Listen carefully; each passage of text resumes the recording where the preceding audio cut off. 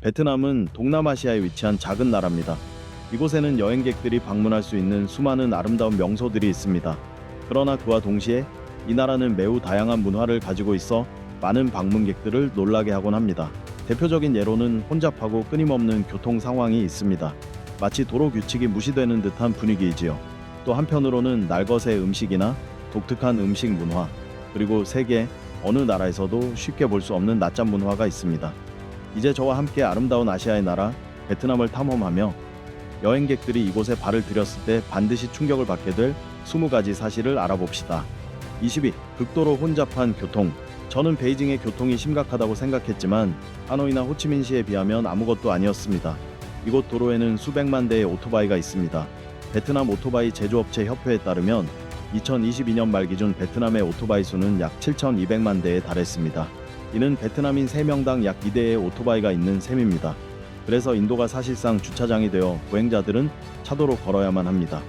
그 결과 보행자, 자동차, 오토바이, 짐을 싣고 다니는 자전거, 버스, 컨테이너 차량이 모두 한 공간을 공유하게 되죠. 사람들은 경적을 울리며 움직이는데 이는 위험을 알리는 신호라기보다 단순히 나 여기 있어 라고 알리는 방법입니다.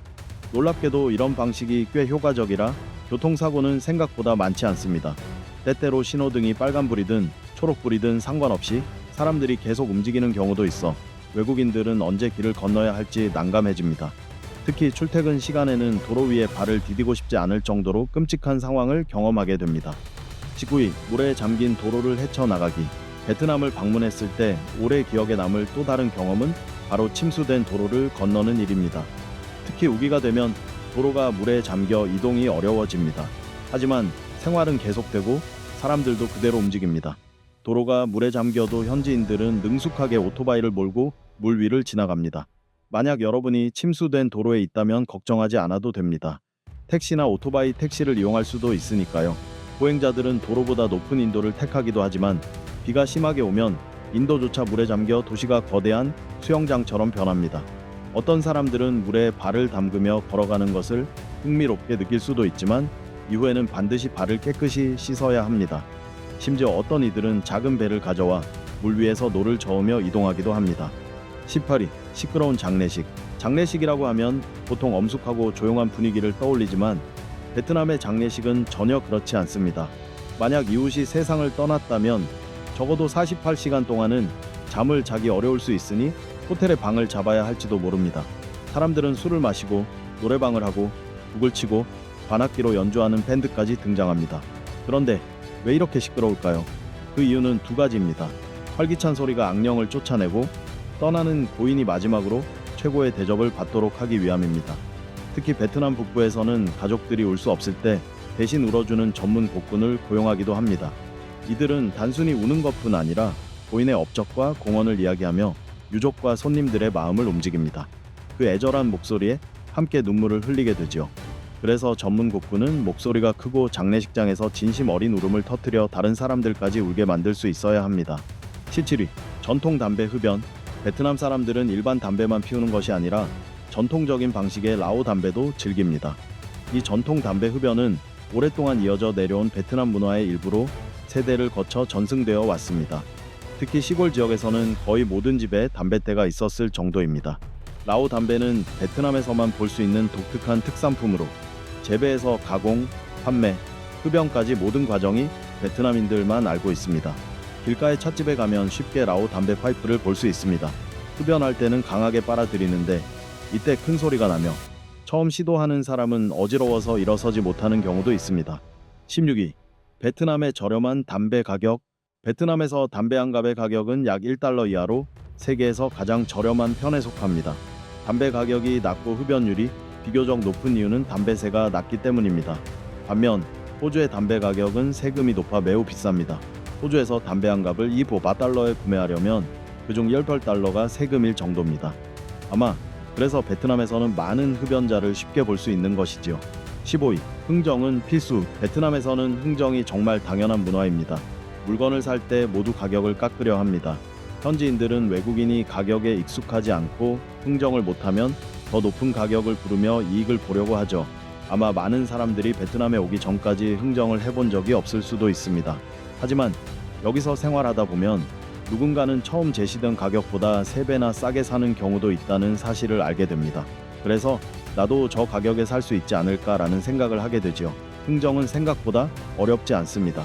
어차피 판매자들은 물건을 팔고 싶어 하기 때문입니다. 흥정을 하지 않으면 실제 가치보다 훨씬 비싸게 샀다고 느끼며 속았다고 생각할 수도 있습니다. 보통 흥정을 해도 현지인보다는 조금 더 비싸게 사게 되지만 그것도 괜찮은 수준입니다. 그렇다면 어떻게 흥정을 잘할 수 있을까요? 첫째, 특정 물건을 너무 갖고 싶어 하는 마음을 티내지 마세요. 둘째, 원래 가격에서 약 30% 낮은 금액을 먼저 제시하세요. 그리고 마지막으로 50% 정도에서 합의하면 적당합니다. 14위, 침대버스, 슬리퍼버스, 일반 버스가 지루하신가요? 베트남에서는 침대버스라는 특별한 교통수단을 이용할 수 있습니다. 침대버스는 가격이 저렴하면서도 편리해 전국적으로 많이 이용됩니다. 생각해보면 꽤 기발한 아이디어지요. 하지만 침대버스를 탈 때는 따뜻한 옷을 꼭 챙기세요. 왜냐하면 내부의 에어컨 온도가 매우 낮게 설정되어 있기 때문입니다. 사실 이 버스는 일반 버스의 좌석을 모두 제거하고 그 자리에 침대 형태를 설치해 만든 것입니다. 키가 작은 사람들에게는 편안하지만 키가 크거나 에어컨을 싫어하는 사람에게는 불편할 수도 있습니다. 티켓 가격도 매우 저렴해 약 $20면 나라 절반 정도를 이동할 수 있습니다. 특히 야간 버스를 이용하면 숙박비를 절약할 수 있어 이동하면서 숙면을 취하고 아침에 다른 도시나 지방에 도착할 수 있습니다. 13위, 지역별 음식 문화. 베트남을 여행하다 보면 지역마다 음식이 다르다는 것을 경험하게 됩니다. 예를 들어 하노이는 쌀국수 피오와 볶음밥으로 유명합니다. 그러나 중부의 후에에 가면 퍼는 평범한 음식에 불과하고 대신 분보우에라는 소고기, 국수 요리가 대표 음식이 됩니다. 이는 쌀국수의 일종이지만 면발이 더 두껍고 둥그럽고의 것과 차별화됩니다. 호치민시에 가면 또 다른 맛과 풍경, 사람들을 만나게 됩니다. 이렇게 각 지방마다 특색 있는 음식이 있어 베트남의 모든 지역을 탐험할 가치가 있습니다. 10위, 심각한 오염 문제. 많은 나라에서는 음식을 먹거나 음료를 마신 뒤 쓰레기를 길거리에 버리는 경우가 거의 없습니다. 대부분 쓰레기통을 찾아 조심스럽게 버리기 때문에 청소부들의 일이 비교적 수월합니다. 그러나 베트남은 정반대입니다. 길거리에는 비닐봉지, 사탕 포장지 등 온갖 쓰레기가 널려 있습니다. 심지어 편리하다는 이유로 강이나 호수에 직접 쓰레기를 버리기도 합니다. 마트에서도 여전히 비닐봉지를 흔히 사용하며 재사용 가방을 들고 다니며 환경을 지키려는 의식은 부족한 편입니다. 게다가 차량, 배기가스, 오토바이, 잘못된 쓰레기 소각, 볏짚 처리 방식 등으로 인해 수도 하노이는 세계에서 가장 오염이 심한 도시 중 하나로 꼽힙니다. 통계에 따르면 하노이에는 약 700만 대의 오토바이가 운행되고 있으며 그중 상당수는 오래되고 정기적으로 관리되지 않아 검은 연기를 내뿜습니다. 이로 인해 미세먼지가 발생하고 대기오염의 주요 원인이 됩니다. 베트남을 방문한다면 외출 시 반드시 마스크를 착용해야 합니다. 아침에 안개로 보이는 풍경이 사실은 유해한 연기일 수 있기 때문입니다. 11위, 충격적인 음식들. 베트남은 다양한 음식 문화를 자랑하지만 외국인들에게는 충격적으로 다가올 음식들도 있습니다. 먼저 두엉지어라는 코코넛 벌레입니다. 메콩 델타 지역의 특산물로 구워 먹거나 튀겨 먹기도 하지만 가장 유명한 방식은 젓갈에 담가 날로 먹는 것입니다. 이 유충근 코코넛 나무 줄기 속에 살며 먹는 사람이 집어 올릴 때 꿈틀거리기도 합니다. 이 음식을 즐기는 사람들은 쫄깃하고 진한 맛에 감탄합니다. 코코넛 벌레는 아시아에서 가장 충격적인 음식 중 하나로 꼽히기도 합니다. 다음은 혈선지입니다. 이는 동물의 피 주로 오리, 거위, 돼지를 간 고기, 땅콩, 바질, 삶은 간과 함께 섞어 차갑게 먹는 음식입니다. 달콤하고 신선한 맛으로 에피타이저로 즐기지만 세균과 바이러스 감염 위험이 크기 때문에 건강에는 권장되지 않습니다. 또 하나는 오리알 수정란입니다. 이는 베트남에서 흔하고 영양가 있는 음식으로 소금, 생강, 고수와 함께 먹습니다. 하지만 알 속에서 자라난 오리 새끼의 형태가 보이기 때문에 외국인들에게는 충격적이고 잔인하게 느껴질 수 있습니다. 12. 매우 이른 등교 시간. 자신의 학교가 일찍 시작한다고 생각하나요? 베트남의 학교는 더 일찍 시작합니다. 초등학생은 오전 7시 15분 전에, 중학생과 고등학생은 오전 7시 전에, 대학생은 오전 6시 45분 전에 도착해야 합니다.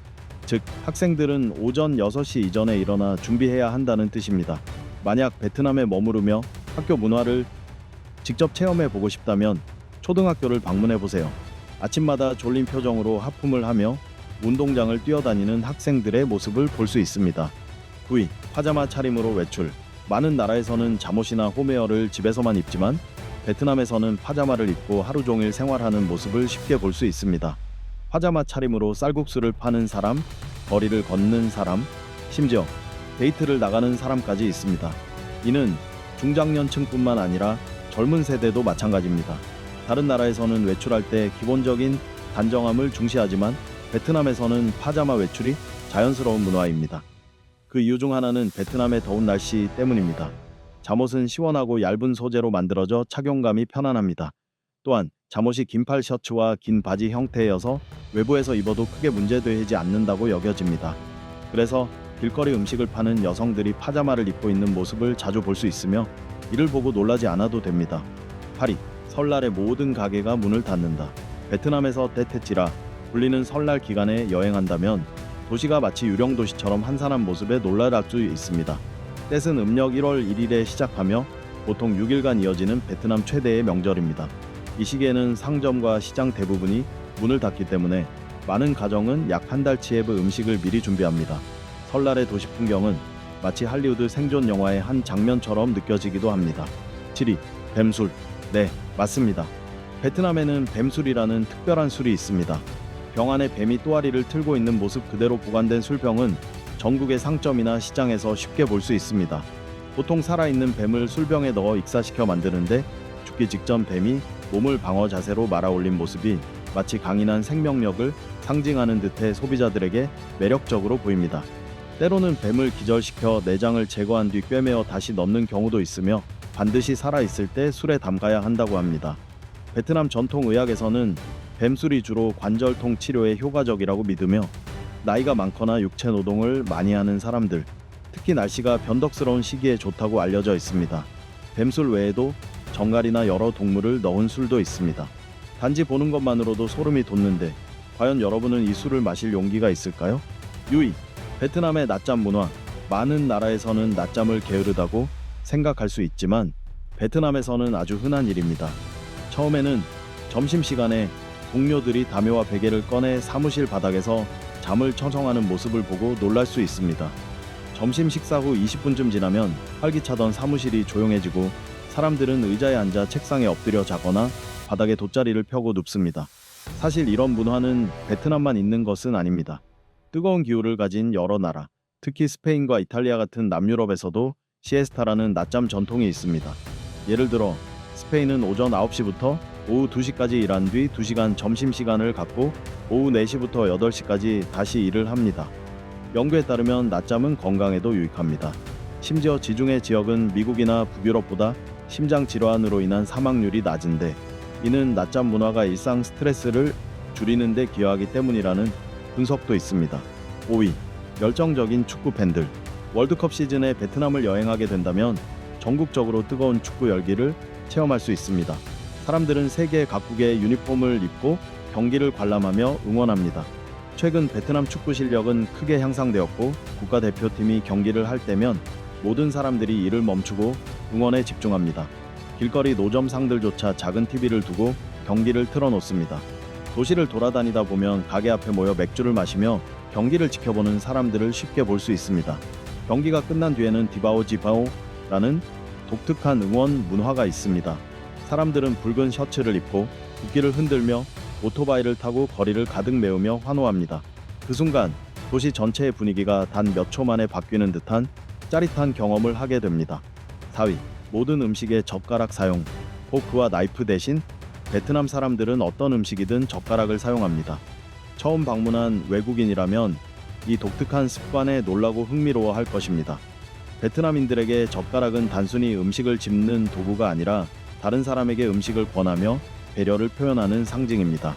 특히 잔치 자리에서는 자신이 먹기 전에 먼저 다른 사람에게 젓가락으로 음식을 덜어주는 모습을 쉽게 볼 수 있습니다. 중국, 한국 등 젓가락을 사용하는 다른 동아시아 국가와 마찬가지로 베트남에서도 젓가락을 밥그릇에 꽂아두는 것은 무례한 행동으로 여겨집니다. 또한 젓가락으로 그릇을 두드려 소리를 내는 것도 금지되는데 이는 굶주린 귀신을 불러온다고 믿기 때문입니다. 이와 동시에 젓가락을 조용히 사용하는 것은 기본적인 예의로 높이 평가됩니다. 전통 베트남 젓가락은 보통 둥글고 칠이나 장식이 없는 단순한 형태입니다. 끝부분도 뾰족하지 않으며 북부에서는 주로 대나무 젓가락을, 남부에서는 코코넛 나무 젓가락을 사용합니다. 여러분은 젓가락을 능숙하게 사용할 수 있나요? 생각보다 꽤 어려운 기술이랍니다. 3위, 세계에서 가장 큰 동굴의 고향, 베트남 꽝빈 성의 폭락 개방. 국립공원에는 세계에서 가장 큰 동굴인 선둥 동굴이 있습니다. 길이 약 8.8km, 폭 200m, 높이 150m에 달하는 이 동굴은 탐험을 좋아하는 사람들에게 짜릿한 모험의 기회를 제공합니다. 선둥 동굴의 총 부피는 약 3,850만 필33로 이전에 세계 최대 동굴로 알려졌던 말레이시아의 디어 동굴보다 5배 이상 큽니다. 이 동굴이 특별히 주목받는 이유는 내부에 독특한 자연 환경이 형성되어 있기 때문입니다.